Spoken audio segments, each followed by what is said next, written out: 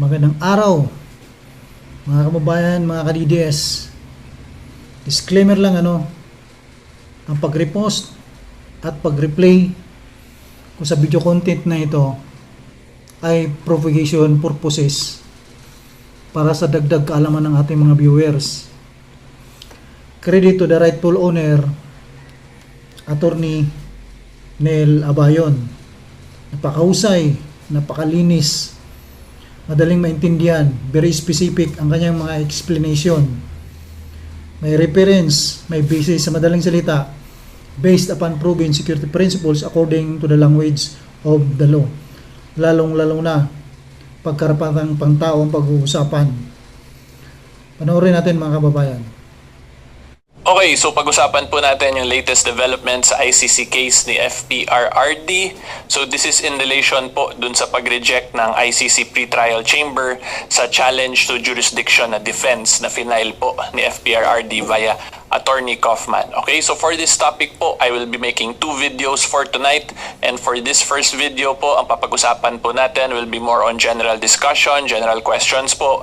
Kung ano yung mga pwede pang gawin ni Fprrd or kung ano yung mangyayari sa kaso ngayon ni Fprrd considering sa denial or sa rejection na to.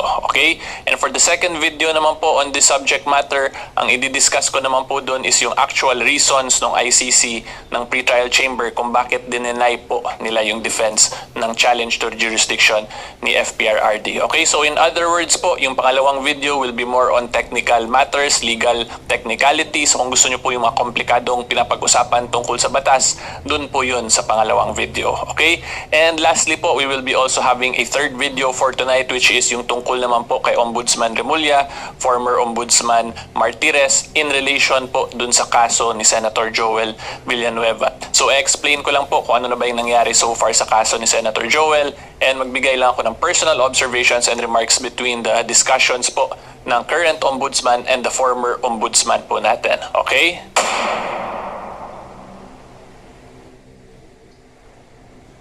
So good day po my fellow taong bayan, and to start things off po, ang pinaka first question natin for tonight is kung ano na ba talaga yung nangyari sa kaso ni Fprrd. Okay, so yung nangyari po dito is na-deny yung pinaka-primary defense nila in relation to the rules of procedure sa ICC, which is yung challenge nila to the jurisdiction of the ICC. Okay, and the reason po kung bakit yan challenge nila Fprrd is because importante po kasi na dapat malaman muna or klarong ma-establish talaga kung whether or not may authority ba hawakan ng isang korte like that of the ICC ang isang kaso. Okay, so when you say challenge to jurisdiction po dito, it means kini-question nila kung meron ba talagang authority yung ICC hawakan yung kaso ni Fprrd. Okay, but for the technicalities of that issue po, dun po yan sa second video.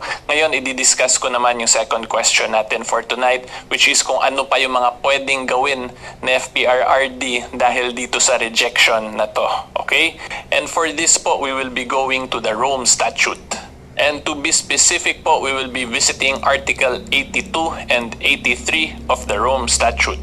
So ito po, Article 82, number 1, letter A. Nakalagay po talaga dito, a decision with respect to jurisdiction or admissibility. Okay, so in simpler terms po, pwede pa iakyat sa appeals chamber, sa higher court, or sa appellate court yung decision ng pre-trial chamber kung saan nireject nila yung challenge to jurisdiction ni Fprrd. And the reason po why I am emphasizing this, kasi ang ibig sabihin po nito kung pwede pa natin i-appeal ang isang decision ay hindi pa talaga final yung decision ng lower court as to that issue, di ba? Kasi pwede pa nga po iakyat sa appeals chamber, therefore pwede pa yan ma-overturn ng appeals chamber yung rejection dun sa challenge to jurisdiction. Okay, so yan po yung kailangan natin talaga i-take note dito pag appeal na yung pinapag-usapan. Okay, so again, ulitin ko lang po, hindi pa final yung actual decision as to the issue of whether or not may jurisdiction ba yung pre-trial chamber or yung ICC court sa kaso ni Fprrd, kasi meron pa pong right to appeal si Fprrd dun sa appeals chamber ng ICC. Okay, and ngayon naman po yung next question natin dyan, ano yung mangyayari sa kaso ni Fprrd tuloy, kung pwede pa pala i-appeal yung defense na yon. Tutuloy na ba yung kaso ni FPRRD dun sa confirmation of charges or ipopostpone or suspend ba muna? Okay, so yan po yung next question naman natin. And for that po, yung sagot naman dyan ay pupunta lang tayo sa number 3 po ng Article 82. So makita po nyo dito, ang nakalagay talaga dito, an appeal shall not itself have suspensive effect unless the appeals chamber so orders upon request in accordance with the rules of procedure and evidence. Hindi po masosuspend yung kaso ni FPRRD ngayon. So ibig sabihin po niyan, tutuloy pa rin dun sa next step ng case niya, which is the confirmation of charges hearing. However po, you have to take note na general rule lang yung tutuloy yung mga kaso sa ICC kahit na may inappeal na decision, kasi ang nakalagay naman po, unless the appeals chamber so orders upon request. Okay, so kung gawin po dito nila Atty. Kaufman, nila FPRRD, i-appeal nila yung case tapos mag-request sila for a suspensive order, kung i-grant yun ng appeals chamber, pwede po masuspend yung kaso ni FPRRD during the pendency of the appeal. Okay? However po, kung walang request na gawin sila FPRRD or kung meron man tapos dinenay ng appeals chamber, ang mangyayari po, tutuloy at tutuloy ngayon sa next step yung kaso ni FPRRD, which will be the confirmation of charges na na-hearing. Okay? So yung confirmation of charges po, similar po yan sa arraignment dito sa bansa natin, kung saan ipapaalam sa akusado kay FPRRD kung ano yung mga crimes na chinarge against him. Okay? So hopefully klaro po yan. Okay po, so break muna tayo ng konti since madami-dami naman na po yung napag-usapan natin. So this portion of the video po is me reminding you to subscribe to my YouTube channel. Kung hindi pa po kayo nakasubscribe, i-like po mismo itong video na to. And if you want to support my content creation, you may do so by joining the Associates for Truth membership program sa YouTube channel ko. Okay, so ngayon tuloy po tayo sa video.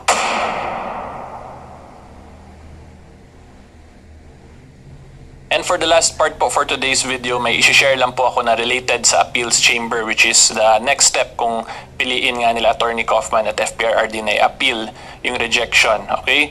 So tatandaan po natin yung sa July 18, 2023 decision, meron din pong decision na nilabas yung appeals chamber in relation po sa kaso ni FPRRD. Pero yung decision po dun is not a decision with respect to jurisdiction ng ICC over the Philippines. Okay?